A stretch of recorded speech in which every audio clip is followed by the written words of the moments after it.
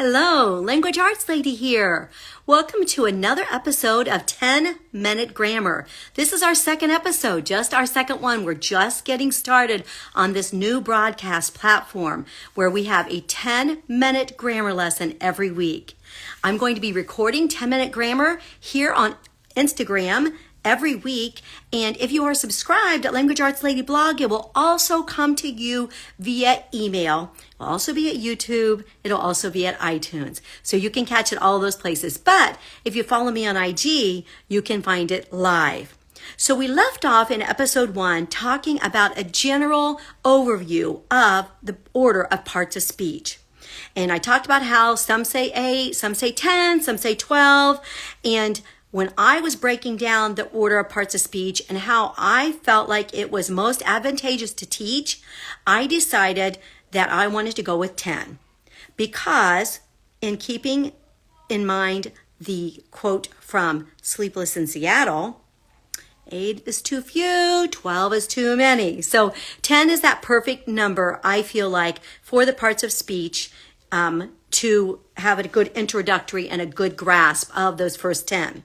If you also saw episode 1, you'll remember that I talked about how the order of the parts of speech is important for a couple of reasons. One thing, we want to be sure that the order of parts of speech is given in such a way that students can build sentences. You may have heard me say before that phonics is for reading and spelling, and grammar is for speaking and writing. And because grammar is for writing, we want all grammar to be linked to writing. And many of you know that I've written over 50,000 pages, 100 curriculum books in the past 20 years. And one of my key components is a link between grammar and writing, because grammar is for speaking and writing. So when you consider the order of the parts of speech, we want to be sure that they are in such an order that students can begin using those parts of speech to build sentences very, very quickly. We want that to be very soon, in the first 2, 3, 4 weeks of lessons, depending on how much time you spend on each part of speech as you introduce them. So with that, the first qualification is that they can build sentences quickly. The second concept of putting the parts of speech in order is that we want the parts of speech in an order that they are beside each other if they are linked in some way. So we want, for example, noun markers to be close to nouns, noun markers / articles to be close to nouns because they introduce nouns. They tell us a noun is coming. So it doesn't make sense to do noun markers someplace else and then nouns later, and then all of a sudden we're like, oh yeah, those two are related to each other. We want them near each other because one tells that another one is coming. The same thing is true with adjectives. We want adjectives to be close to nouns because they describe or clarify nouns. But for confusion's sake, we don't want adjectives to be too close to verbs and adverbs, especially not beside adverbs, because adjectives and adverbs are so easily confused by students.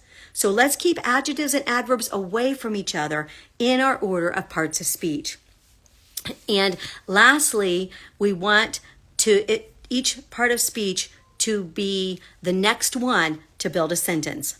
So let's dig into the first one that I recommend in the parts of speech teaching, and that is articles / noun markers. I have a lot to say about these 3 little words. So noun markers are also called articles and vice versa. Many programs call them articles. I call them noun markers, which is another name for them. And then I put in parentheses articles. And the reason I do that is because I want to call each part of speech, obviously not call it something that's not really, but call it the name that most closely shows us what that part of speech does. So when I just call them articles, that doesn't mean anything to a student, right? We have that problem with coordinating conjunctions. We have to figure out how we can tell students what this hard word means, right? But with articles, we can also call them noun markers. And that tells a student what those words do. So anytime I can call a part of speech one of its names that explains what it does in the name, that's even better. So with noun markers, I tell students that noun markers mark a noun. They tell you that a noun is coming right away or very soon. A noun will be here soon. There might be some describers in between, there might be some possessives or something, but a noun marker tells you that a noun is coming. There's another really confusing aspect to articles / noun markers, and that is that we say a and the. A and the. And the problem with a and the is that students think that either there are two of them, just a and then the, or they think there are three of them, but they think the middle one is and. And we don't want students to think that and is a noun marker or an article, right? Because it's got so many other important duties later on in the parts of speech order. So we don't want them to think that and is a noun marker. So for this reason, I don't teach the order a and the, because they're going to say and. I just know they will. I've done this long enough. I know what they're going to do. Sweet, sweet students. It's not their fault that this is all so confusing. So instead, I put them in this order. An, a, the. I don't put anything in between them. No and signs, commas, of course, but I don't put anything that they would speak in between it. So then they learn my rhyme. An, a, the. 3 little words tell you that a noun is about to be heard. Isn't that great? It's a simple way to teach noun markers. They don't have to think about the word and. They know from the rhyme that there are only 3 of them, because that's another thing. I just pound into them that there are only 3, there are only 3, there are only 3. And we're going to use these to tell that a noun is coming when we write sentences. An, a, the. 3 little words tell you that a noun is about to be heard. Now, this is just an introduction to all 10 of the parts of speech over the next 10 weeks. And then I'll delve more into the details of teaching, like an hour and an octopus versus a horse. All those confusing things. So I'm not going to delve into that today because it'll take me longer than 10 minutes. But for right now, here's what I want you to remember about articles, noun markers. They are great as a first part of speech to be taught because they're simple. Students can learn them within days, maybe even one day.